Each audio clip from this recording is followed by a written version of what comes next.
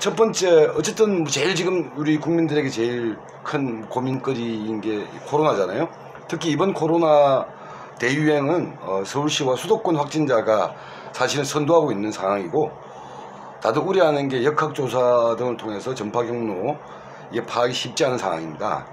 뭐 여러 가지 서울시 같은 경우도 방역 대책을 고민하고 추진하고 있겠지만, 지금 현재 서울시와 또 서울시 의회에서 보는 이 서울의 코로나 확산에 대한 판단, 대책 좀 어떻게 생각하고 계시는지 간단하게 좀 말씀 좀 시작하면서 하시죠. 네. 그러니까 말씀 주셔가지고 제가 매일매일 0시 기준 발표되는 그 확진자 수를 보거든요. 네. 근데 지금 12월 7일자 보니까 어제자로 243명 확진됐고, 네. 서울시 이제 10,000명이 넘어선 거거든요. 예. 확진자 수가.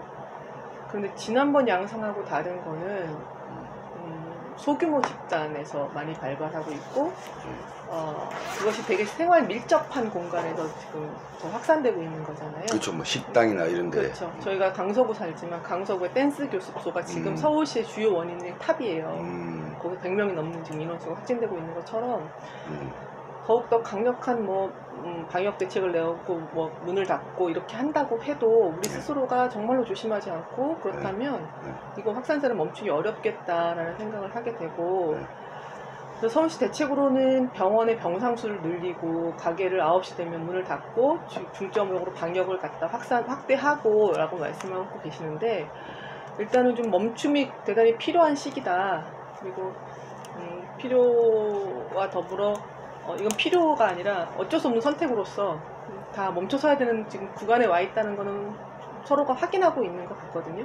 예. 근데 이제 서울시 대책에서 보면 그럼 결국 이랬을 경우에 누가 가장 큰 피해를 보는가라는 부분에서의 대책이 너무나 미흡한 거예요.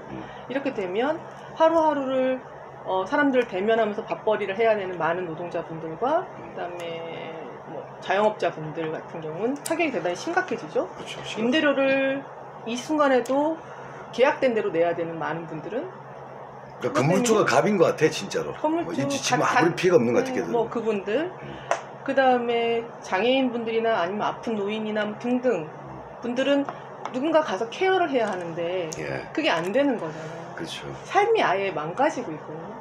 그럼 그분들한테 어떻게 더 다가설 수 있는지, 더 어떤 게 필요한지에 대해서 정말 전반적인 예산이나 이런 것들이 고민되어야 하는데 이 부분에서 여전히 미흡하다. 그러니까 제가 생각해 볼 때는 이 위험은 대단히 불평등한 위험이잖아요. 위험도 평등하지 않다. 네, 그러다 보니 그 위험에 느끼는 강도가 너무 다른 분들께서 이 예산안과 서울시정을 논의하는 분들이 참 많다라는 한계가 있구나, 이런 생각을 좀 많이 하게 되고, 그런 부분에서 서울시가 지금 코로나 대책에서 정말 고생하고 있긴 하지만 더 깊숙이 들여다봐야 될 지점에 대해서는 여전히 미진하다라는 생각을 그 코로나 확산으로 더 피해를 보고 더 고통스럽고 더 힘들어하는 층에 대해서 형식적 평등이 아니라 조금 더 디테일하고 조금 더 의미 있는 적극적인 정책이 필요한데 아직은 그런 부분이 약한 것 같다. 예, 알겠습니다. 그러니까 보통 그런 얘기 하잖아요. 코로나 같은 경우도 검사, 그 다음에 역학조사를 통한 추적, 그리고 즉각적인 격리. 근데 검사는 되는데 지금 역학조사도 쉽지가 않고, 또 이제 즉각적인 격리를 하려면 관련된 어떤 시설이라든가 의료시설이라든가 이런 게 있어야 되는데, 이런 부분들이 시설은 그나마 서울시가 많이 갖춰놓은 게 다행히도 다른 지역에 비해서는 다행히도 메르스를 거치고 나면서 서울에 이제 서울의료원 등 서울 시립병원들을 좀 구조적으로 갖추고 있는 거죠. 근데 구조 안에 많은 불합리함과 여러 가지 문제점은 있다 하더라도 지금의 이 코로나 전국에서는 그래도 이 시립병원이 가지는 그 역할에 대해서는 그래도 일정 정도는 감당하고 있다라는 보여지고, 특히 이번에 생활시설이나 이런 것도 남산부터 시작해서 여러 군데에다가 지금 더 많이 만들고 있어서 지금 많은 분들께서 이 시립병원이나 공공의 의료 행위에 대해서 정말 필요하구나라는 것들을 잘 가르쳐주고 있는 과정이긴 한 것 같아요. 근데 그런 부분에서 이제 거기서 일하는 분들, 그리고 최전선에서 방역을 하시는 분들과 관련해서 또다시 또 이제 고민이 별로 없는 한계가 있는 거죠. 네. 아니 저 요번에 보니까 그 사업 예산과 관련해 가지고 네. 우리 권 의원님이 서울시 광화문 뭐 재구조와 사업 예산 네. 이런 거는 또 강하게 좀 비판적으로 접근하시고 왜냐하면 또 반면에 지금 코로나 전국에서 공공의료, 공공돌봄 예산 관련해서는 오히려 더 삭감되고 있는데 웬 뭐 광화문 재구조하냐 네, 네. 이런 지역도 뭐 그런 맥락이라고 봐야 되나요? 맞죠. 예. 그러니까 작년에 최초 예산으로 보면 네. 그 대비해서 올해 예산은 늘었어요. 2021년도 예산 지금 뭐 저희가 심의 중인데 예. 최초로 40조의 예산을 돌파했다라고 공공의료 아니면 뭐. 아니 전체적인 서울시의 예산이 40조가 넘었다. 그다음에 큰 예산을 이번에 만들었다라고 말하고 있지만 작년에 4번의 추경을 하면서 저희가 40조를 이미 넘겼거든요. 그리고 그 코로나 전국은 끝난 것이 아니라 내년에도 지금 유지될 그쵸. 것이고 더욱더 힘듦이 가중되어서 나타날 거란 말이죠. 그렇다고 한다면 최종 예산 대비 우리가 어떻게 재원을 마련하고 그것을 필요한 곳에 써야 되냐라고 이야기를 해야 될 텐데 최초 예산 대비 순증시켰다라는 것만 지금 자랑하고 있는 거고 특히 그 예산 중에는 국비랑 매칭해서 기초적으로 저희가 제공해야 되는 돌봄 예산이나 이런 것들이 대단히 많아요. 그래서 사업 예산으로다가 증가된 건 별로 없어요. 오히려 축소됐거든요. 그 부분에 있어서 지금의 뭐 피해를 받는 아까 말씀드렸던 것처럼 정말로 소득이 줄거나 아니면 일자리가 없거나 아니면 돌봄을 못 받는 이 부분에다가 예산을 전폭적으로 지원하는 예산안이 되어야 하는데 그것이 아니라 예전에 했던 SOC 사업을 그대로 유지하거나 아니면 서울 관광 플라자 호텔, 플라자 사업 뭐 그런 걸 만들어요. 그런데도 뭐 100억 막 이런 식의 SOC 사업들이 그대로 유지되고 있다는 건 지금의 이 코로나 전국과 시민들의 삶, 무너지는 민생 이것과 관련해서 예산에 대해서 정말로 이 전쟁에 준한다고 이야기하면서도 내용적으로는 담고 있지 못하기 때문에 저는 지금 당장 중단할 수 있는 모든 SOC 사업은 중단하자. 그리고 시급하지 않은 모든 사업들은 후년으로 미루자. 지금 당장은 이 터널을 함께 지나가기 위해서 사람을 살리고 봐야 되는 거 아니냐라는 그렇죠. 얘기를 하는데 저는 이번에 예산을 딱 들여다보면서요. 무슨 생각을 했냐면 우리가 밑 빠진 독에 물 붓기 이런 얘기 하잖아요. 근데 밑 빠진 독을 어떻게 고칠까를 얘기해야 될 상황도 아닌 지금은 밑 빠진 독에 물을 부을 그 물도 없는 사람들이 있는 거예요. 그럼 물이라도 먹여야 되는 거잖아요. 그죠? 물이라도 만들어줘야 되는데 여전히 그 독에다가 무슨 색깔을 칠할까를 지금 고민하는 예산 같은 거예요. 그래서 참 뭐 하는 건가 이런 생각이 좀 드는 예산 아니었죠. 그러니까 뭐 다들 온 국민과 뭐 대통령부터 해가지고 지금이 비상국면이고 그쵸. 지금 심각한 어떤 재난 국면이라고 다 얘기하는데 실제 정책이 제일 중요한 예산이라는 걸 보게 되면 숫자를 보게 되면 그 심각성과 절박함이 반영되지 않았다. 네. 우리 흔히 얘기하잖아요. 예산은 의지다. 그렇죠. 가장 중요한 게 돈으로 결국은 보여줄 수밖에 없는 거. 정치를 우리가 왜 집권하려고 하고 왜 정치적으로다가 위에 점하려고 하냐면 그 예산을 어디에 분배되느냐. 가장 중요한 정치적 행위인데 그 정치적 행위가 지금 일어나는 이 서울시의회에서의 예산안 자체가 지금의 코로나 전국에 정말로 힘든 구석구석을 찾아가지 못하고 있다는 생각이 들기 때문에 말만 레토릭으로만 절박하고 심각하다고 얘기하지만 예산에서는 그런 게 안 보인다. 그러니까 아예 참 예산이 40조면 아예 10조는 아예 그냥 그쪽에 쓰겠어 라고 아예 정리를 하고 들어가든가 하지 않으면 지금의 예산은 뭐 저는 볼 때는 색깔 매치라고 있는 예산이다 생각이 드는 거죠. 뭐 지금하고 연동돼서 말씀을 드리면 어쨌든 지금 뭐 예산 얘기 하셨고 행감이 끝났죠. 지금 예산 얘기하고 있는 시기고 지금 시의원으로 2년 반을 보냈잖아요. 그러니까 이 2년 반 하면 돌이켜보건데 물론 뭐 지금 워낙 힘든 시기고 워낙 절박한 시기긴 하지만 이 2년 반을 한번 돌이켜봤을 때 진보정당 시의원으로서 나름대로 의미부여를 할 수 있는 어떤 활동들 또는 뭐 어떤 장벽 어떤 거리 이걸 벽을 느꼈던 그런 것들 이런 것들이 있다고 한다면 하나씩 한번 꼽아보면 뭐가 있을까요? 어디서 되게 자랑스럽게 이야기하는 것은 그래도 노동 출신이고 현장에서 일하다 온 여성으로서 가장 먼저 1호 조례를 냈고 또 상임위에서 통과를 시켰던 조례가 그래도 언어적인 표현이긴 하지만 모든 조례에서 이 근로라는 단어를 노동으로 변경했던 것이 가장 기억에 남긴 해요. 이것이 실질적으로다가 뭐 국민들의 삶에, 서울 시민들의 삶에 얼마나 큰 영향을 미쳤냐를 보기보단 이게 가지는 선언적인 것도 대단히 크고 노동존중 특별시라 하더라도 여전히 그 근로라는 단어가 가지는 그 강제성과 비자발성과 연결되어 있는 노동의 가치와 다 맞닿아 있는 부분이라 이 부분을 갖다 변경해냈던 것이 가장 크게 저로서는 성취했다라는 생각이 들고 내용적으로 좀 더 들어간 실질적인 뭐 시민들의 삶과 연동해서는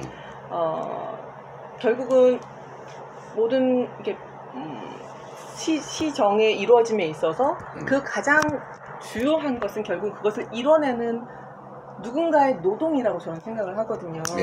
근데 그 노동의 가치에 대해서 우리 사회가 여전히 보려고 하지 않았던 부분, 그리고 가치 부여에 대해서 인색했던 부분에 대해서 끊임없이 이야기해왔던 부분이 있는 거예요. 특히 들어와서 첫 번째 해에 제가 시정 질문했던 것이 서울시가 2년 동안 가장 서울 시민이 사랑하는 정책, 가장 성공적인 정책이라고 했던 것이 따릉이에요.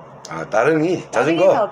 자전거 사업이었는데 그것을 운반하고 정비하고 배치하고 하는 노동자들이 최저임금도 못 받고 서울형 생활임금도 제대로 인정되지 못하고 있는 현장을 보는 거죠. 그러니까 사람들은 너무나 좋은 정책만 보고 그걸 이용자로서 보려고 하지만 그것이 가능하게 움직이는 그 숨은 누군가의 노력, 땀의 가치에 대해서는 고민하지 않는 그 현장에 대해서 이분들을 최저임금을 끌어올리고 생활임금을 받게끔 시정질문에서 박원순 시장으로 하여금 그 다음 해부터 바로 서울형 생활임금을 지급하게 하고 그분들에 대해서 이제 따릉이 사업을 뭐 운반 수리 정비하시는 이런 모든 분들에 대해서 그런 식으로다가 이제 하나하나씩 다른 이의 그 숨겨져 있는 가치에 대해서 파악하고 그것을 제도 개선해왔던 저의 노력들이 대단히 저는 자랑스럽게 생각되기도 하고 특히나 이제 여성과 관련해서도 그 전까지 서울시가 아직 들여다보지 않았던 사이버 성폭력과 관련해서 그 피해자들에게 지지 동반자를 만들어주고 그것이 문제가 해결될 때까지 그 동반자가 함께 그 문제를 해결할 수 있도록 지원하면서 올해까지 그 사업을 여성뿐만이 아니라 남성들도 디지털 성폭력에 노출되는 경험들이 있으시거든요. 이용자 수가 굉장히 많이 늘고 있어요. 구체적으로 뭐죠 이게? 그게 뭐냐면 그런 성폭력을 디지털 성폭력이라고 하면 피해자 뭐 녹화되거나 이런 것들이 막 올라가고 이러면 그것들이 신고를 하게 되면 그걸 찾아서 그 삭제하기도 하고 그다음 이분들을 갖다 법률적 상담을 갖다 지원해주고 심리 상담 이런 프로그램도 연계해드리고 그다음 법률적으로 혼자서 못 하거든요. 그러니까 계속 그걸 갖다가 이제 옆에서 바로 붙어서 끝까지 해결해서 이거가 이제 다 내려왔고 당신이 이제 더 이상의 피해가 없을 거라는 확신까지 주는 단계까지 쭉 지원해 주는 거예요. 근데 너무나 많아요. 생각보다 너무나 많은 분들이 이용하고 계시고 들을 만들어서 그리고 학교 내에서도 이제 뭐 미투 운동이 굉장히 활발하게 이루어졌잖아요. 근데 그 이후에 신고하고 나서 그 이후에 대응 같은 게 안 돼서 아예 그런 사업단을 꾸려서 아이들한테 신고를 받고 가서 그것들 연계해서 풀어가는 것 뭐 이런 것도 만들어내고 막 이게 굉장히 많다라는 게 이제 대충 뭐 대략 수치로 칠 수 있나요? 대략? 수치로도 나와 있는데 한 2,000건이 넘게 1년에? 네 나와 있더라고요. 이용자 수가. 그러니까 생각보다 이용자는 말 이렇게 피해자가 2,000명이란 거 쉽게 말하면 그렇죠. 피해를 입어서 그 프로그램을 이용하신 분들 수라고 보면 될 것 같고 뭐 이런 식의 이제 드러내지 못해 왔거나 아니면 몰같이 아니면 뭐 가치 자체를 인정받지 못했던 모든 것들을 좀 드러내는 거에서는 굉장히 열심히 해왔다라는 말씀을 좀 드리고 싶은데 답답한 거는 결국은 이 정치 구조가 가지는 한계가 분명한 거죠. 그러니까 의회라는 곳이 시민들의 권력을 이양받아서 여기서 이제 나름의 위치로서 뭔가를 할 수 있는 곳이잖아요. 정치적 행위를. 그런데 결과적으로는 표이고 의회 내에서 보면 109대 1로 시작한 의회 구성이다 보니 제가 아무리 좋은 뭐 아니면 좀 더 나은 아니면 뭐 동의되는 이야기를 한다 하더라도 그것이 이 집단적으로다가 뭐 표를 이렇게 뭐랄까 동의되거나 아니면 그것이 이행돼 가는 과정에서는 결국은 자기 집단의 이해관계와 부딪히게 되고 그랬을 경우인데 많이 제가 그런 그렇게 점잖은 표현을 쓰시니까 제가 조금 더 적나라하게 말하면 민주당이 거의 일당 독점하고 있는 서울시 의회 구조에서 네. 민주당의 득표나 네. 표에 도움이 되는 활동이면 플러스 그쵸. 약간 네. 거기에 뭐 잘 안 네. 보인다 이러면 대단히 미온적이다 이런 것으로 이해가 되는데 맞나요? 맞아요. 그렇게 얘기해야 되는군요. 아니 뭐 아니 그러니까 뭐 네. 아주 작은 얘기긴 한데 네. 그러니까 제가 여기서 이제 혐오 표현 방지 조례 같은 것들을 올려도 그것이 이제 조금이라도 뭐 기독교 계통이나 뭐 다른 곳에서 이제 공격을 받거나 뭐 지역에서 뭔가 들어오면 아주 당연한 건데도 불구하고 조례 통과가 아예 조례가 상정되지도 않는 거가 있는가 하면 또한 살찐고양이법 같이 여기서 이제 공공기관 최고임금에 관한 조례 뭐 이런 것들 올리고 해도 그것이 이제 집행부와 여기 의회가 동일한 색깔로 다 구성되어 있는 서로 견제되지 않는 권력이고 또한 그 집행부라고 이야기되는 이제 서울시 공무원 중에서도 이제 고위공직자 같은 경우는 민주당과 괴를 같이 하는 분들이 대부분이시고 그랬을 경우에 이제 이후 전망 지금도 진성준 정무부시장 국회의원 돼 있고 그다음에 여기 뭐 꼭 시민들한테 꼭 필요하거나 아니면 좀 조정되어야 되는 많은 조례들이 그런 거에 막혀버리는 한계는 분명한 거고 뭐 제가 이제 결국은 선의에 의지해야 되는 구조인 거잖아요. 그리고 이제 정치적 역량이나 이런 것들을 굉장히 많이 투여한다 하더라도 어느 순간에는 결국은 그 본인들의 이익과 충돌될 경우에는 그게 통과가 안 되는 아니 거다 이거는 보니. 뭐 예를 들면 서울시 어쩔 수 의회가 없지만, 지금 현재의 국회의 모습을 먼저 보여준 거잖아요. 지금의 그래요. 국회도 뭐 거의 108석에 가까운 네. 절대다수의 의회인 거고 네. 근데 서울시 의회는 이미 그 2년 네. 전에 그렇죠. 뭐 민주당이 거의 뭐 독점하고 있는 의회의 모습이기 때문에 행정부 의회가 서로 견제하는 이런 모습보다는 네. 서로 좋은 게 좋은 거다 네. 이런 모양으로 가고 있다는 거 아닙니까? 그렇죠. 살찐고양이법 관련된 조례는 서울시에 네. 통과된 거 아니에요? 안 통과됐어요. 조례가 상정되었었는데 보류가 4차례인가 되었고요. 지금은 아예 그 위원회에서 상정조차 안 하고 있는 상태인데 이게 부산시 의회에서 통과됐잖아요. 통과됐어요. 부산시 의회도 민주당이 다수 의회고 네. 여기는 더 다수 의회인데 경기도 의회도 됐고요. 네, 근데 지역의 광주도 됐고요. 다 민주당이 지금 민주당이 다수당인 됐어요. 다 의석인데? 됐는데도 안 된 이유는 뭐냐면 왜? 서울은 마지막 보루라는 거예요. 무슨 보루? 국회로 가기 전에 마지막 관문. 그래서 국회에도 살찐고양이법이 올라가 있는 상태에서 통과가 안 된 거잖아요. 근데 이게 어찌 보면 구조의 문제를 굉장히 바꾸는 거잖아요, 우리 사회에. 그러니까 최저임금과 연동해서 우리 사회 임금 체계에서 어느 정도까지가 최고임금이 용인될 수 있다라는 것들을 사회적으로 이제 파급시키는 효과를 가지는 거고, 그것이 가지는 또 함축적인 의미는 제가 최초에도 말씀드렸지만 누군가의 노동이 누군가의 노동보다 이만큼 이상의 가치를 가진다는 거 사회가 용인하면 안 된다라는 것들이 다 함축적으로 담겨있는 그게 조례라고 뭐 생각하는 불공정이다라는 심리가 있는 거니까. 그런 거죠. 근데 저희가 사회적으로 볼 때 그 사람이 하고 있는 행위에 대해서 가치를 도대체 누가 부여했으며 그 가치는 개성에 변동 가능한 것인데 이것을 극대화시키고 제어하지 않는 이 지금 사회적 구조에 대해서 우리 사회가 지금 불평등의 심화 정말 심각하다, 전 세계적으로 가장 심각하다고 이야기하고 있으면서도 그런 제도 하나도 못 만들어내는 지금 서울시 구조가 있는 거지. 근데 그래서 그러다 보니 서울시가 딱 통과가 되면 전국이 다 이걸 만들었다가 되는 거예요. 그렇게 되는 순간 이제 법으로다가 그러면 이제 민간 공공기관에서 이렇게 이제 공공기관의 장들까지도 이런 거에 동참했으면 민간도 동참해야 되고 우리 사회가 이제 CEO라 하더라도 최고 경영자 아니면 뭐 하더라도 당신들도 사회적인 이런 운동에 함께 동참하라는 요구들이 훨씬 더 거세질 수밖에 없잖아요.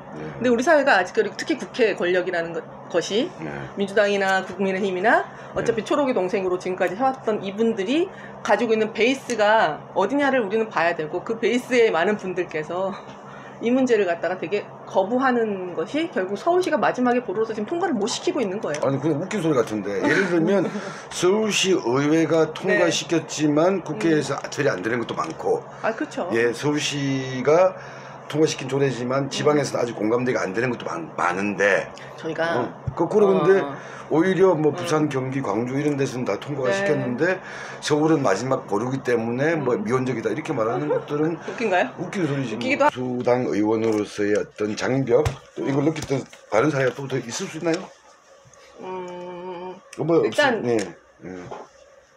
이 의회라는 곳이 교섭단체로다가 지금 교섭단체는 민주당밖에 없잖아. 근데 여기는 10인 이상이 교섭단체거든요. 국회는 국회도 20인 이상이죠. 네, 여기는 10인 이상인데. 국민의힘도 10명 안 되잖아요. 6명. 그러니까. 국민의힘도 6명. 그러니까 교섭단체가 하나밖에 없는 거예요. 근데 교섭단체의 권한이 너무나 막강한 거라. 그러니까 위원장의 선임부터 시작해서, 그러니까 정보의 접근성이 너무 떨어지는 거예요. 그러니까 집행부와 의회가 권력이 같음으로 인해서 서로 뒤에서 짬짬이 하는 것도 문제이긴 하지만, 그냥 일반적인 의결 체계나 아니면 의회가 가지고 있는 뭐 여러 가지 이제 뭐 정보들의 교류, 그다음에 뭐 교육 사업이나 의원 간의 소통 등등이 이게 그래도 각 당이라면 당끼리 서로 좀 교류와 이런 것들이 좀 있어야 되는데 그게 아니라 그냥 교섭단체 위주다 보니 본회의장에 가면 교섭단체는 방이 있어요. 다른 교섭단체가 아닌 사람들은 그 모일 수 있는 방도 없어서 민주당 의원들은 저기 방에 가서 간식 먹고 있는데 우리는 저기 본회의장 밖에서 그냥 의자에 앉아 있거나 막 이래야 되는 막 아주 우스운 소외감부터 시작해서 그다음에 예산 사용이나 이런 데서도 교섭단체가 가지는 뭐 있잖아요. 권력들이 있다 보니 그런 소외 뭐 등등 그다음에 외국과의 교류 이런 면에서도 가지는 한계들이 다 있는 거죠. 아니 이거는 나는 지금 이거 참 그런 게 네. 국회는 좀 나은데 지방의회 같은 경우는 예전엔 지금은 좀 많이 바뀌었지만 호남 지역은 민주당이 거의 뭐 일당 거의 절대 다수당. 네. 영남은 국민의힘 계열이 거의 다수당이어가지고 거꾸로 호남에서는 민주당이 그러니까 이 국민의힘 소외를 당하고 네. 영남에서는 민주당이 소외를 당하고 그런 서러움들을 서로 알 거 아니야. 네. 근데 그런 게 서울 같은 데서는 서울 경기 수도권 같은 데서는 그나마 이제 그런 고민들이 서로 소통될 수 있는 저는 지역인데 그거를 서로가 용인한다고 봐요. 그러니까 이번에 예산결산위원회가 33명으로 구성되거든요. 예. 근데 또 열심히 싸워서 들어가긴 했어요. 예, 그러니까 예. 정의당이 첫 번째 1년 차에 제가 들어갔었기 때문에 안 준다는 거 하는 걸 민주당처럼 102명이 돌아가면서 계속해서 민주당이 이야기를 할 수 있는 것과 정의당 같이 한 명 있는 당에서 4년에 한 번밖에 예결위를 안 준다는 건 말이 안 된다. 뭐 이러면서 또 열심히 이렇게 해가지고 들어가긴 했는데 결국은 개수조정위원회를 13명으로 꾸렸거든요. 13명 모두 민주당이에요. 근데 이 개수조정위원회에 대한 어떤 근거도 사실 없어요. 없는데도 불구하고 13명으로 뗐고 결국은 예산의 모든 숫자적인 조정은 다 그 안에서 이루어지거든요. 그렇죠. 그러면 말씀하신 것처럼 민주당 말고 다른 당 3당이 있는 거잖아요, 여전히 여기에. 그래서 국민의힘 당 그분께 의원께 이건 좀 문제적이지 않냐. 당신네 당이라도 한 명이라도 들어가서 이게 아닌 건 아니라고 얘기해야 되는 거 아니야 했더니 저희는 원죄가 있어요. 이렇게 얘기하면서 자기들이 다수당일 때 그렇게 했다. 원죄가 있어서 말을 못 한다고. 앞으로도 그러면 본인들이 됐을 때 그렇게 하겠다는 거를 얘기하는 거거든요. 그러니까 어느 순간에도 서로 스위치하면서 그 위치에 갈 수 있다는 자신감과 그걸 위해서 모든 걸 바치겠다는 것들이 깔려있는 대답이잖아요. 그거는 지금이라도 아닌 건 아니라고 이야기하고 좀 더 바꿔가겠다는 태도들이 없는 지금 그 현상이 말씀하신 것처럼 뭐 지역에는 다 다르게 있지만 그들은 그들의 권력을 위해서 계속 싸우면서 서로 주고받기가 가능할 거라는 그 믿음과 그 투쟁의 그 방향? 이런 것들이 있는 상황에서 뭐 그게 바뀔 거라고 저는 생각하지 않아요. 자, 그러면 어쨌든 의회는 의회고, 뭐 우리 뭐 비극적으로 이렇게 세상을 뭐 등졌지만, 박원순 시장의 행정, 또 박 시장은 거의 10년이잖아요. 네. 박원순 시장의 뭐 돌아가신 분이니까 뭘 아주 뭐 이렇게 우리 또 대답을 들을 수 있는 게 아니니까 다만 어쨌든 서울시 행정에 상당한 이 흔적을 남긴 박원순 행정의 장단점이 있다고 한다면 네. 간단하게 그것도 한번 짚고 가는 건 필요할 것 같아요. 제가 서울 시민이긴 했지만 의회에 들어오지 않은 서울 시민으로서 박원순 시장의 시정을 지켜봤을 때는 참 잘한다라고 생각을 했었어요. 그러니까 모든 면에서 다른 지역보다 아니면 어떻게 보면 중앙정부보다 한 발짝 나가기도 했고 특히나 뭐 여성 관련해서도 노동 관련해서 많은 말씀들을 해왔고 정책적으로도 발표해냈으니까 그래서 다른 어떤 누구보다도 그래도 되게 선도적인 길을 걸어왔던 분이다라는 거는 저는 인정하고 싶다. 특히나 그 안에서 뭐 시민단체들과의 연합전선을 구축하고 그분들의 얘기를 많이 들으려고 했던 거, 그다음에 진보적 의제로서 여성과 소수자와 뭐 장애 환경의 문제를 갖다가 그래도 끄집어내서라도 발표해냈던 것 정도까지는 저는 인정하고 싶다. 근데 이제 의회에 들어와서 이제 구조 속에서 그분이 말했던 것들 쭉 살펴봤더니 아까 물붓기 깨진 독에 물붓기 이렇게 드렸던 것처럼 독에다 예쁜 색깔은 참 많이 칠해 놓으셨구나. 근데 이제 거기다가 그 독을 갖다 만든 사람들, 독을 갖다 유지하는 사람들, 거기다 색을 칠하는 사람들, 그 다음에 그것조차 부을 수 없는 사람들, 이 많은 주변의 사람들에 대해서는 여전히 소환하지 않았구나라는 것들이 너무나 극명하게 보이더라고요. 그러니까 시민을 얘기해왔지만 진정한 서민들의 삶에 대해서는 여전히 천착하지 않았다는 게 너무 보이기 시작하더라고요. 그게 한계적이다라고 좀 보여지고, 특히나 이제 좀 삼성까지 가시면서는 최초에 들어오셨을 때 뭐 작동하고자 했던 여러 가지 이제 본인의 상과 뭐 싸우면서 닮아가셨는지 모르겠지만 초심이라고 하죠 보통. 처음에 시장이 네. 되었을 때 나름대로 이렇게 저렇게 만들고 그려보고 싶었던 그렇죠. 그 청사진의 초심 자체가 그것이 많이 이제 희석화되기도 했고 특히 구조 자체가 싸움의 상대가 있어야지만 그래도 자기를 돌아보고 조금 더 정진할 수 있는데 그것이 아니라 계속 이제 같은 당으로서 이 서울시가 계속 이제 오다 보니 누군가 옆에서 말을 조언을 해주거나 견제, 자극 그런 게 없는 거죠. 전혀 없는 상태에서 가다 보니 이거 그냥 이 길이 맞나 보다 아니면 나의 이 행위가 굉장히 절대적 권위를 가지게끔 되면서 이제 약간 좀 약간 내용적으로 좀 속도감이나 내용적으로 너무 이제 오른쪽으로 가시는 모습들이 좀 많이 보여서 그리고 그것에는 견제 역할을 해야 되는 시민단체들까지도 이제 다 포섭하고 들어간 상태라 그런 외곽에 있는 많은 단위들까지도 자기 역할을 못하게끔 만든 그런 또 그건 중요한 지적인 것 같아요. 어쨌든 뭐 행정을 하고 있지만 견제해야 될 시의회가 자신과 소속당이 대다수이기 때문에 여기가 사실 견제는 쉽지 않은데 그렇죠. 누가 되든지 간에 여가 되든 여야가 되든 바깥에서 그걸 좀 그래도 감시하고 견제하고 조언도 해줘야 될 시민단체들이 서울에서 그 역할을 제대로 했는가. 그렇죠. 오히려 그런 부분에 대한 지적도 하시는 거 아니에요? 그것이 어찌 보면 이번에 박원순 시장의 죽음에 이르는 그 경로에 있어서도 많은 역할을 했다고 저는 생각을 하고 같은 뭐 의도와는 달랐겠지만 그럼요, 당연히. 미필적 그렇죠. 무의식이겠지만 그런 견제가 있을 때만 조금 더 긴장하고 그럼요. 스스로를 돌이켜 보는데 의회 내뿐만 아니라 의회 바깥에서도 이제 그런 부분들이 많이 약화되었다. 좋게 말하면 다 이제 용어가 뭐 포섭 이런 말은 좀 그렇고 하여튼 이 시스템 안으로 다 들어와 버리면서 그래 됐다는 지적들은 중요한 지적이신 것 같네요. 뭐 앞으로도 어떤 정권, 어떤 행정부가 들어서더라도 시민단체나 NGO가 가져야 될 역할을 지적하신 것 같아요. 알겠습니다.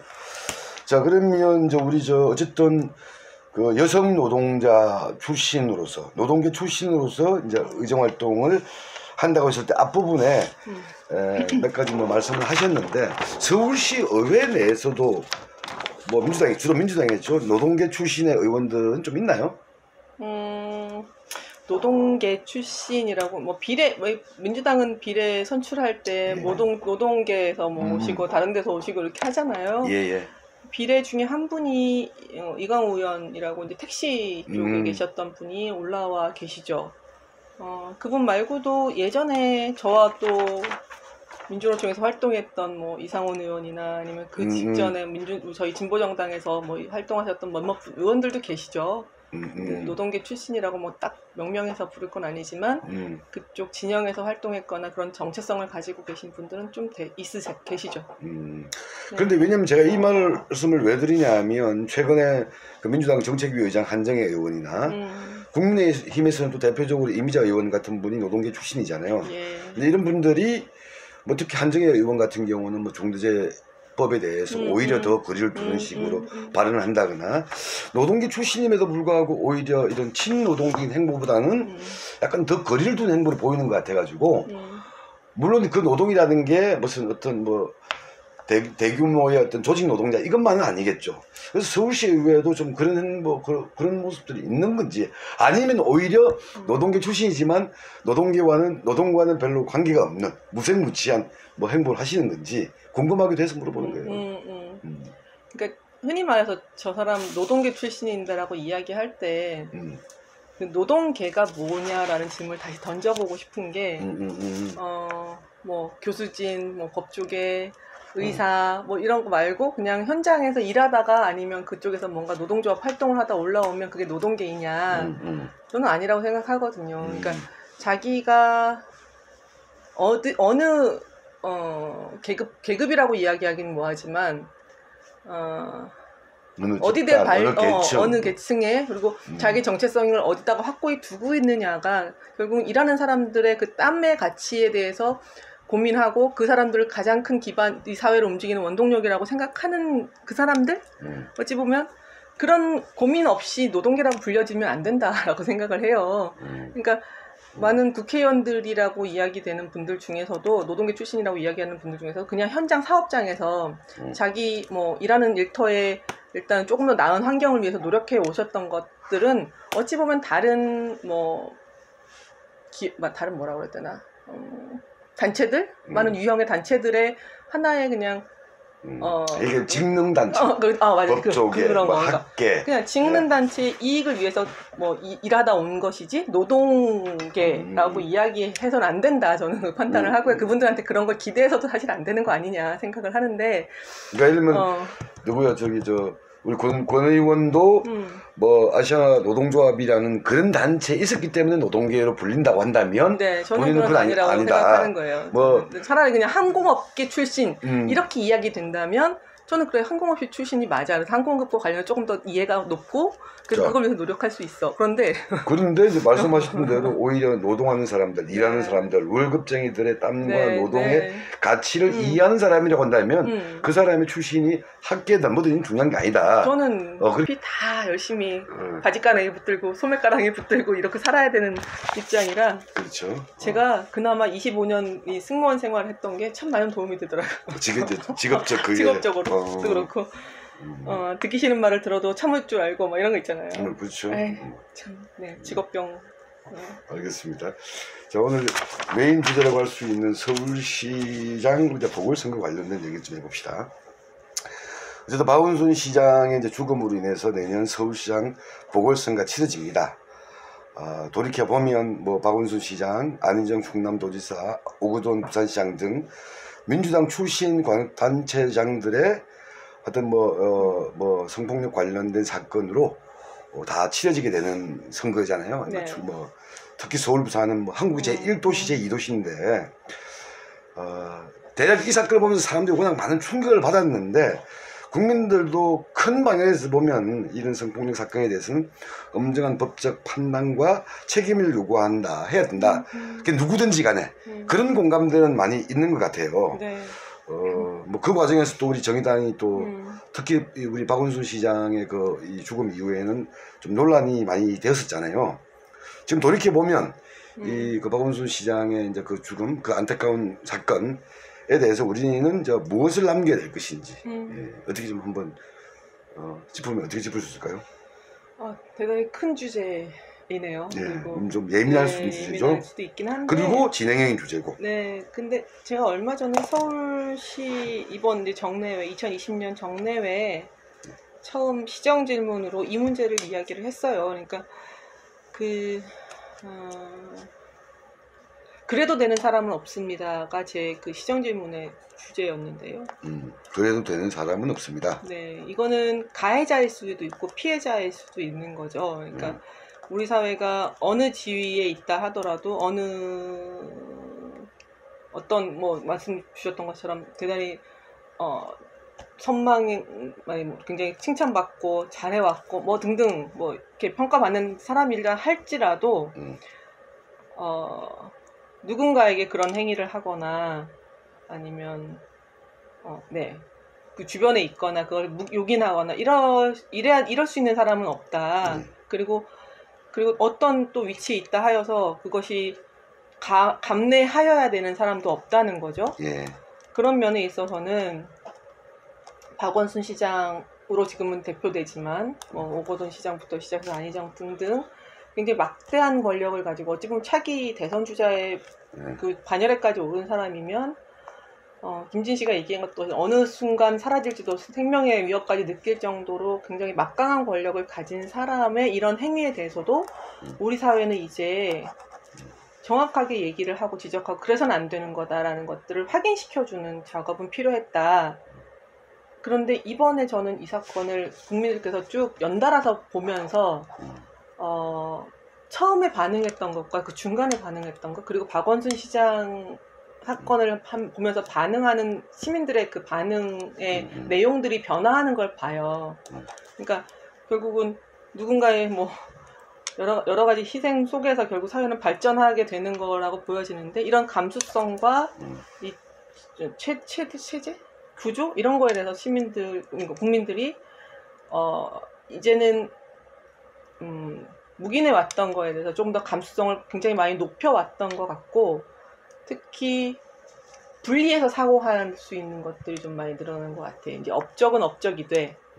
그 업적과 분리해서 이 행위가 가지고 있는 또 이제 불편함과 뭐 아니면 뭐라 그랬지?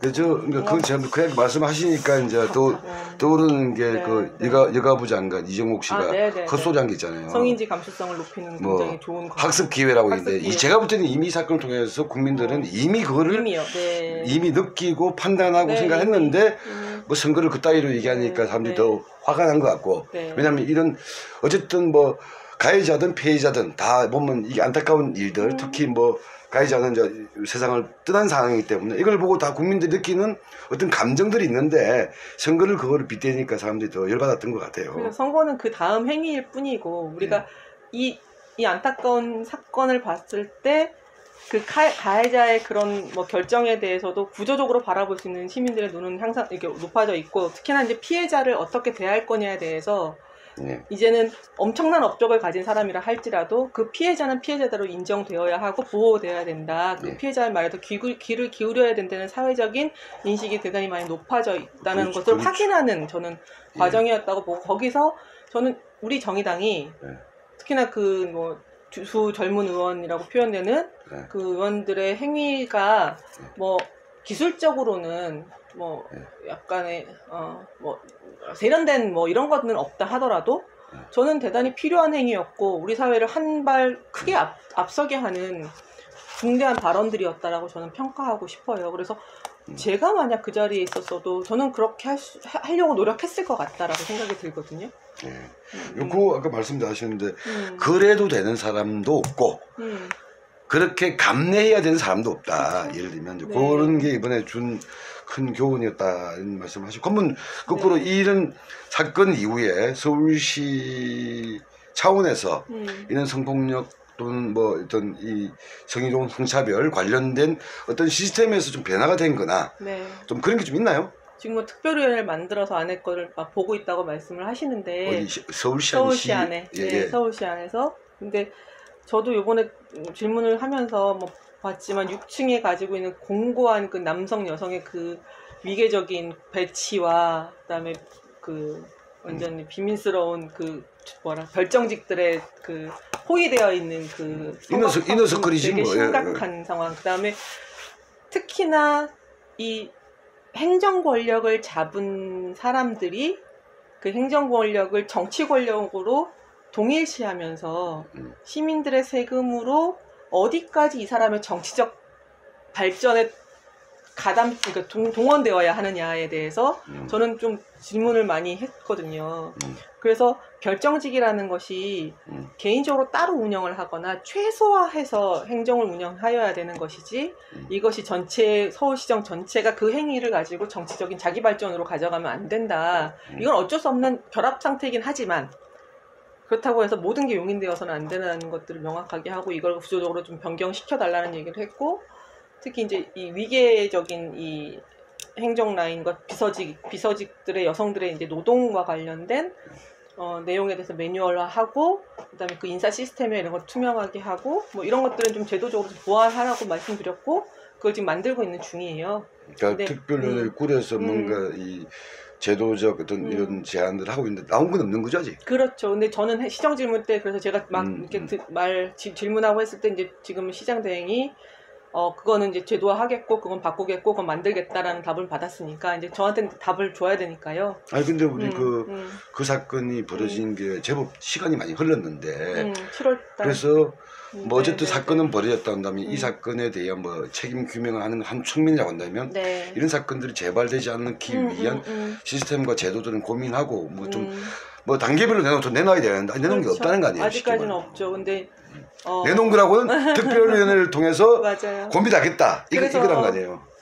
공론회장에서 완전히 사라졌죠. 그렇기 때문에 더더욱이 다시금 공론회장으로 내보내기 위해서 이번에도 시정질문에 이 주제를 갖다 선택했던 것도 있는 거고 특히나 이제 피해자의 2차 가해나 아니면 이런 것들도 계속해서 지금 나오고 있는 상태에서 니네 그만 입 닥쳐라 이 얘기를 하고 싶었던 바도 커서 근데 이번에 시정질문하고 나서 피해자 측에서는 대단히 고맙다는 얘기도 듣고 그래서 저는 이게 의미 있는 시간이었다는 좀 자평하긴 하는데요. 아니 저는 아니 뭐 그건 자평하시고 나는 이 사건이 벌어졌으면 그래도 내가 잘 모르는 뭔가 대안과 제도가 조금이라도 좀 나오고 되는 줄 알았는데 전혀 없었어요. 특별위원회에서 논의한다밖에 없으니까 없었습니다. 정신 못 차리고 있구만. 여전히 없었고 생각이 듭니다. 네 맞아요. 그런데 이 사건을 어쨌든 이 사건이 지금 내년 보궐선거의 원인 제공인데 그래서 참 사람들이 많이 그런 얘기 했잖아요. 어쨌든 내년 보궐선거의 제일 큰 이슈는 젠더 선거, 성차별,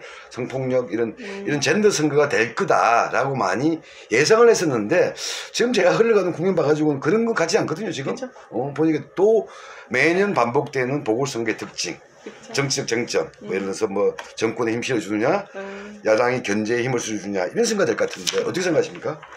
그러니까 처음에 박원순 시장이 그런 선택을 하고 나서 재보궐선거를 하게끔 되었다라는 것이 나왔을 때 결국 부산도 그렇고 여기도 그렇고 다 민주당이 이런 원인 제공을 했다. 특히나 그것이 제일 큰 도시 두 군데에서의 성비위 사건으로 이 문제가 발발했다. 너네들이 정치적 책임 져야 되는 거 아니냐. 근데 이제 조금 놓고 보니까 이게 좀 지나면 이제 지방선거고 대선이고 막 다 연결돼 있고 결국은 이 정권을 유지해야 되는 것이 이제 목표인 이 집단들에게서 이것을 받아들이기 어려운 지점이 생겨버리는 거고. 그렇죠. 그것에 대해서 이제 그런 평가는 표로다 평가받겠다로 이제 넘어갔고. 그렇죠. 내부적인 당원들의 뭐 투표를 통해서 그런 당원 당규까지 변경하면서까지 나가겠다고 하는 거잖아요. 근데 정략이 제일 우선이란 거죠. 결국은 정권 대창출이 가장 중요한 것이고 어떤 내용으로다가 정권을 가져가고 국민들을 갖다 삶의 변화를 시킬 거냐 보다 내 집단의 일단은 권력을 갖다 계속 유지하는 것이 가장 최우선인 목표에서 이 선거를 바라보겠다가 결정된 거잖아요. 그렇죠.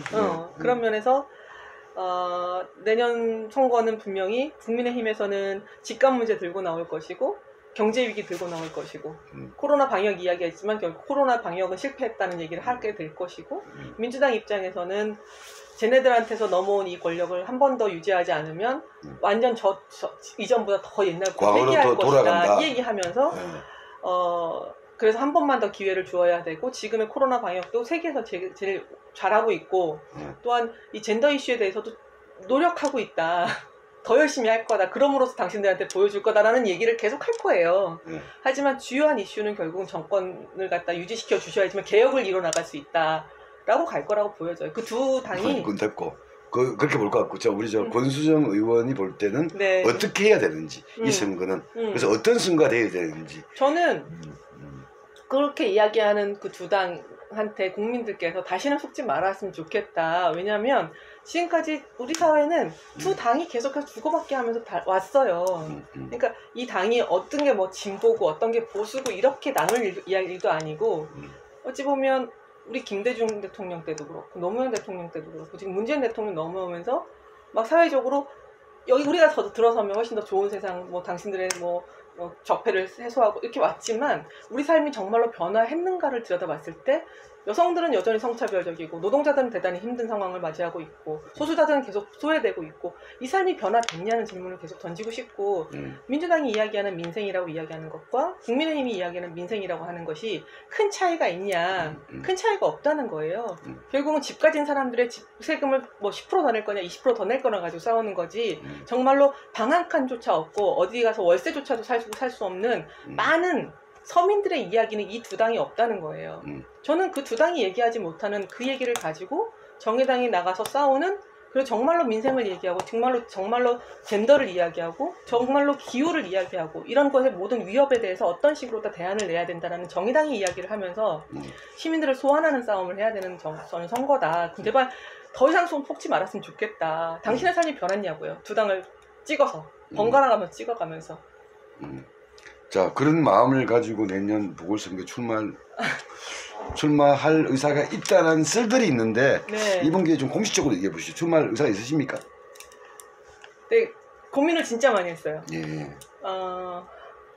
뭐 거론되는 많은 분들에 비해서 정치적인 드러난 정치적 뭐 이력이나 이런 것들은 짧고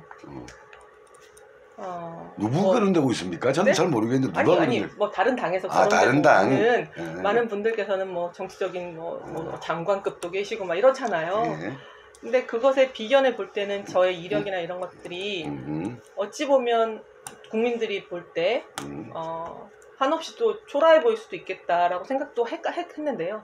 그런데 그런 대단히 크고 아름다운 이력을 가지신 분들의 사고로 벌어진 선거잖아. 아니 그래서 말씀을 드리고 싶은 거지. 처음엔 그렇게 생각을 했죠. 네, 이력이나 그런 걸 볼 때는 국민들이 볼 때는 쟤는 어디서 나온 갑자기 뚝 튀어나온 듣보잡이야 이렇게 얘기할 수 있겠으나 저는 제 삶 전반이 국민의 삶과 너무나 닮아 있는 사람이다라는 얘기를 하고 싶은 거예요. 그래서 그 얘기를 저는 해야 된다. 지금 이 시기는 저는 여성 노동자로서 가장 현장에서 20년 넘게 일해왔던 사람으로서 그리고 또 가장 성차별적인 어떤 노동의 현장에서 일했던 사람으로서 그리고 그걸 갖다가 바꿔내기 위해서 끊임없이 싸워왔던 사람이고 특히나 이 사회에서 계속해서 소외된 사람들 아니면 뭐 노동의 가치 뭐 이런 얘기 아까도 했지만 그런 사람들에 대해서 목소리를 계속 주기 위해서 예전부터 진보정당 안에서 고민하면서 걸어왔던 사람으로서 나가서 이야기를 해야겠구나. 우리 서울시를 바꿔야겠구나. 그리고 그렇게 어떻게 보면 이미 기득권화되어 있는 많은 사람들이 나와서 자기 이야기를 하는 이 선거판에서 당신의 이야기를 들려줄 사람이 여기 있고 당신의 이야기를 실현시킬 사람이 여기 있다는 얘기를 해야겠구나라는 생각을 하게 된 거죠. 예, 그러면 지금 이야기는 뭐 저희 출마 선언문이네요. 그런가요? 큰일 났네. 하여튼 뭐 출마 의사는 뭐 있다라는 말씀. 물론 이것도 뭐 당내에서의 선출 절차나 이건 있겠지만 당연히요. 예, 그런 의지를 가지고 계신다고 하니 다행스럽게 느껴지네요. 네. 자, 어쨌든 국민의 삶과 닮아 있는 나의 삶을 이야기하면서 바로 당신들의 이야기. 이번에는 민주당, 저번에는 뭐 국민의힘을 찍었지만 다 그 기대가 배반당했던 평범한 서울 시민들의 이야기를 하고 싶다. 여성 노동자로서의 권수정, 성차별적 환경에서 가장 또 희생도 많이 하고 많이 싸워왔던 사람, 노동의 가치를 아는 사람, 젠더와 기후 위기 이런 의제에 대해서 민감한 사람으로서 그런 이야기를 하고 싶다. 기회가 된다면. 기회가 된다면. 그러면 기회가 된다면. 그러면 이제 그건 뭐 약간 또 다른 약간 문제이기도 한데 지금 어쨌든 서울 같은 경우는 민주당이 강한 지지 기반을 가지고 있고 의회도 그렇고 물론 여론조사는 약간씩 바뀌곤 있지만 일각에서는 제3지대의 뭐 금태섭 의원들이나 이런 부류의 사람들 얘기들이 있잖아요. 이런 부류 민주당에 대해서 있다가 나왔던 사람 그러나 국민의힘으로 가기는 여전히 부담스러워한 사람 이런 사람들과의 관계는 고민을 해봐야 되는 거 아닌가라는 질문도 하던데 아니면 더 극한적으로 나가게 되면 지금 집권당이 어쨌든 민주당이기 때문에 민주당에 대한 좀 신랄한 비판의 칼날을 하려면 국민의힘과도 힘을 합쳐야 되는 거 아니냐 이런 이야기도 있는데 어떻게 생각하십니까? 근데 첫 번째는 이 선거만의 선거는 아니라는 거예요. 이게 보궐선거만을 위한 선거가 아니라 저는 이번 선거에서 내놓는 많은 의제와 방향성이 결국은 수년으로 이어지는 지방선거와 대선까지도 함께 이야기가 되는 선거라는 거죠. 그런 면에서 보면 말씀하신 것처럼 뭐 박원순과 관련해서 뭐 서울시장과 관련해서 몇 개의 사안들은 협력하고 이야기를 할 수 있겠지만 이 사회를 어떻게 관통하고 사회를 어떻게 바꿔나가야 될 거라는 지향에 있어서는 결국은 반국민의힘 그리고 이 원인 제공을 한 민주당의 잘못을 정확하게 지적할 수 있는 그 위치 그런 것들은 명확하게 선정하고 정의당의 이름으로 이야기를 해야 될 필요는 있다라고 말씀을 드리고 싶고 특히나 그 과정에서 뭐 크게 열고 많은 시민단체들과 이야기를 뭐 힘을 모아서 이 선거를 치러야 된다라는 것까지 저는 반대하지 않아요. 근데 그런 우리들의 가치, 기치 그리고 목표와 관련해서는 분명하게 한 상태에서 그것과 동의된다고 한다면 저는 열어놓고 고민해야 된다. 그 속에서 선출된 대표 선수가 이 뭐 민주당이나 국민의힘 등등과 정확하게 그 얘기를 하면서 이 선거를 치러내는 것이 되게 대단히 중요하고 이 이후의 사회 발전, 한국 사회 발전 위해서도 그건 굉장히 중요한 거다. 저는 지금의 민주당과 국민의힘이 계속해서 지지율이 왔다 갔다 하는 상황이라면 뭐 선거판에 들어가면 또 달라질 거고 이거는 계속 변동 가능성이 있지만 김종민 씨가 어느 김종민?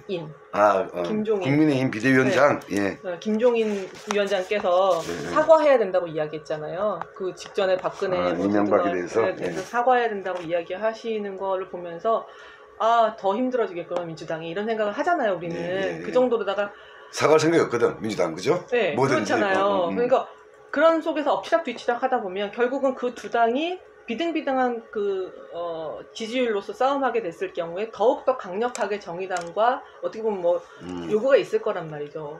그랬을 경우에 그것을 버텨나가거나 이야기를 할 수 있는 힘은 얼마나 정확하게 이후에 대해서 이야기를 할 수 있느냐라는 것들을 정리해 놓고 가지 않으면 정말로 많이 휘둘리는 선거가 될 것 같거든요. 그래서 그 얘기 내가 마지막으로 물어보겠어요. 아, 그래요? 자, 그렇게 양쪽에 의해서 압박을 받는 선거가 됐을 때, 뭐 지금이야 당연히 제3세력으로서 민주당도 아니고 국민의힘도 아닌 우리의 뭐 정의당의 가치 이런 이야기를 주장하겠지만 계속 압박을 받는다고 했을 때 국민의힘과 민주당은 다릅니까?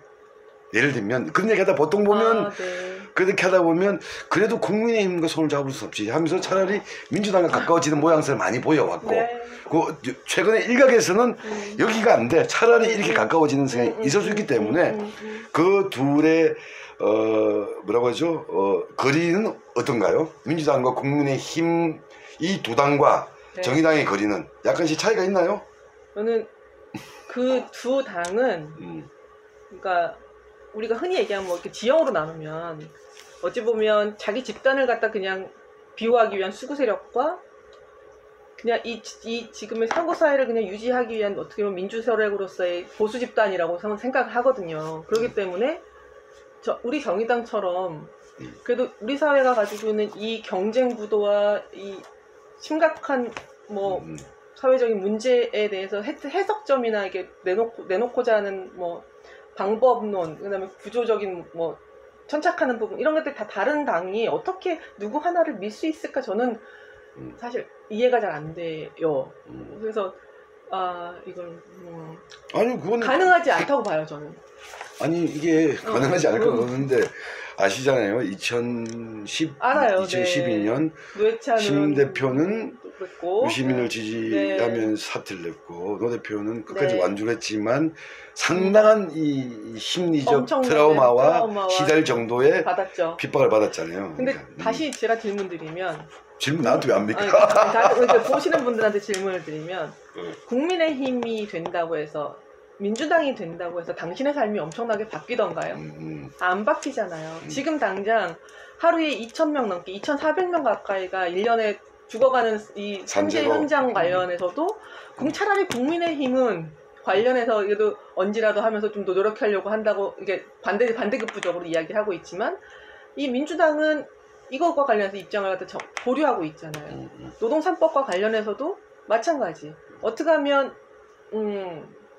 뭐 그 과정 중에서 또 국민의힘 같은 경우는 경제계에 또 얘기를 들어서 어떻게든 더 얹으려고 이야기하고 있고 결과적으로 우리 의회를 구성하고 있는 민주당과 국민의힘은요 이 시장주의와 관련해서 둘 다 똑같은 스탠스를 취하고 있는 두 집단이잖아요.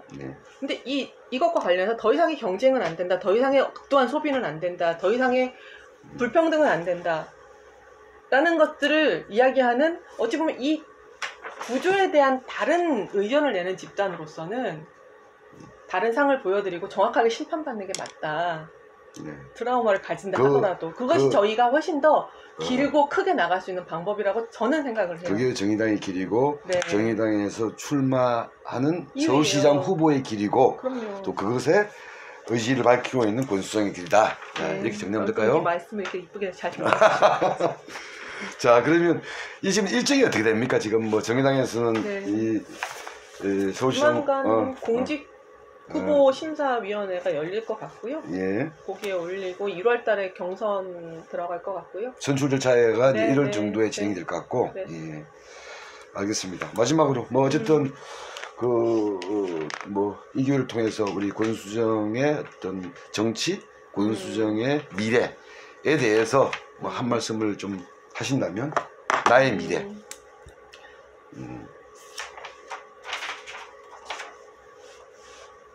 모르겠어요. 당신들과 가장 닮아 있는 정치인이라고 저는 자신하고 있어요. 아, 일단 키가 크잖아. 아니, 이런. 아니, 하여튼 눈물이 참 많은 사람이에요, 제가. 근데 그 눈물의 포인트들이 여전히 보면 제가 살아왔던 길에 중간중간에 다 얽혀있는 많은 부분에서 제가 눈물을 흘리게 되고 그것을 반영하기 위해서 정치하는 사람으로서 앞으로도 그 길을 쭉 갈 거라는 약속을 드리고 예. 네. 예, 하여튼 뭐 네, 그렇습니다. 하여튼 뭐 정치인 권수정은 이유가 어떻게 되든지 간에 지속된다. 네. 좀 많은 더 네. 그리고 그 정치가 말씀하셨던 눈물이 많은 사람으로서 우리 이 시민들과 국민들의 눈물을 좀 덜 흘리게 만드는 어떤 자리, 그게 뭐가 되든지 간에 그 자리에 계속 있을 거다. 네. 이런 정도 정리하겠습니다. 네. 예, 수고하셨습니다. 감사합니다. 예, 끝내겠습니다. 아유, 힘들다.